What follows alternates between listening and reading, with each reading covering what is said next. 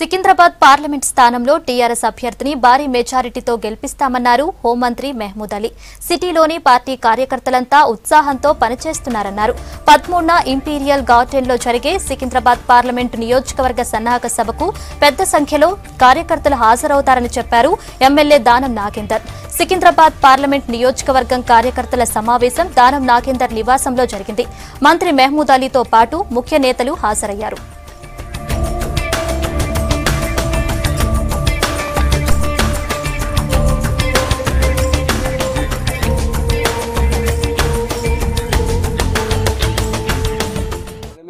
Working president గారు కేటీఆర్ గారు parliament election కోసం మొత్తం తెలంగాణలో తిరుగుతున్నారు, మీటింగ్ పెడుతున్నారు. సికింద్రాబాద్ కాన్స్టిట్యున్సీ కోసం 13వ తారీఖు ఇంపీరియల్ గార్డెన్లో మీటింగ్ ఉంది.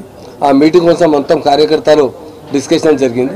చాలా జోష్ ఉంది. ఇక్కడికి హైదరాబాద్లో అంటే నాగేంద్రన్న ఆధ్వర్యంలో చాలా క్యాడర్ అంటే చాలా జోష్లో ఉన్నారు. ఇంతకుముందు ఇక్కడ బీజేపీ వచ్చింది, ఆ క్యాడర్కు చాలా ఉత్సాహం ఉంది. మన పార్టీ ఇంత ఇక్కడ హైదరాబాద్లో ఎందుకు టీఆర్ఎస్ గెలవలేదు అంటే ఈ టైం చాలా బాగా మెజార్టీతో గెలిచారు.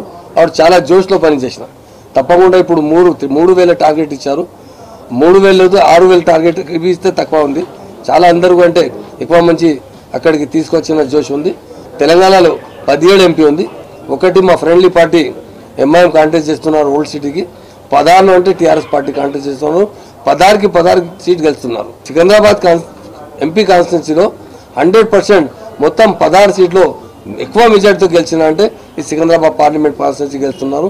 సికింద్రాబాద్ పార్లమెంట్లో జరగబోతున్నటువంటి ఎన్నికలకు సంబంధించి రేపు 13వ తేదీ నాడు ఏదైతే సమావేశం ఉందో ఇంపీరియల్ గార్డెన్లో దానికి సంబంధించి నియోజకవర్గాల వారీగా మరి అందరికీ కూడా బాధ్యతలు ఇవ్వడం జరిగింది. నాకు నాంపల్లి నియోజకవర్గం ఇవ్వడం జరిగింది. పెద్దలు మహమ్మద్ అలీ గారికి, అదేవిధంగా బండి రమేష్ అన్న గారికి మరి ఖైరతాబాదు కాకుండా వారికి పూర్తి బాధ్యతలు ఉన్నాయి.